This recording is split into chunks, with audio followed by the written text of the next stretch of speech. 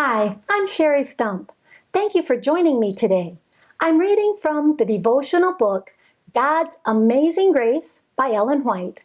Today's reading is April 14, found on page 112. The title of today's devotion is To Build Noble Characters. In John chapter 1 and verse 16 we read, "And from his fullness have we all received grace upon grace." God expects us to build characters in accordance with the pattern set before us. We are to lay brick by brick, adding grace to grace, finding our weak points and correcting them in accordance with the directions given. When a crack is seen in the walls of a mansion, we know that something about the building is wrong. In our character building, cracks are often seen. Unless these defects are remedied, the house will fall when the tempest of trial beats upon it. God gives us strength, reasoning power, time, in order that we may build characters on which He can place His stamp of approval.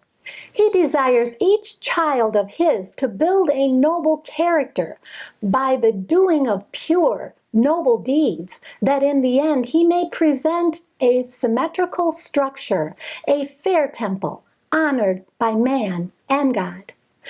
A noble, all-round character is not inherited. It does not come to us by accident. A noble character is earned by individual effort through the merits and grace of Christ. God gives the talents, the powers of the mind. We form the character. It is formed by hard, stern battles with self. Conflict after conflict must be waged against hereditary tendencies. We shall have to criticize ourselves closely and allow not one unfavorable trait to remain uncorrected. By the life we live through the grace of Christ, the character is formed. The original loveliness begins to be restored to the soul.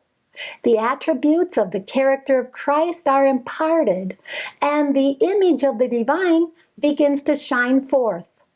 The faces of men and women who walk and work with God express the peace of heaven.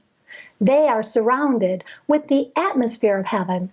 For these souls, the kingdom of God has begun. They have Christ's joy, the joy of being a blessing to humanity. They have the honor of being accepted for the Master's use. They are trusted to do His work in His name. As God is pure in His sphere, so man is to be pure in his. And he will be pure if Christ is formed within, the hope of glory, for he will imitate Christ's life and reflect His character. Thank you for being with me today. Please join me tomorrow when we'll read about how Christ strengthens and encourages the sincere and humble. And may God bless you abundantly above all you can ask or think.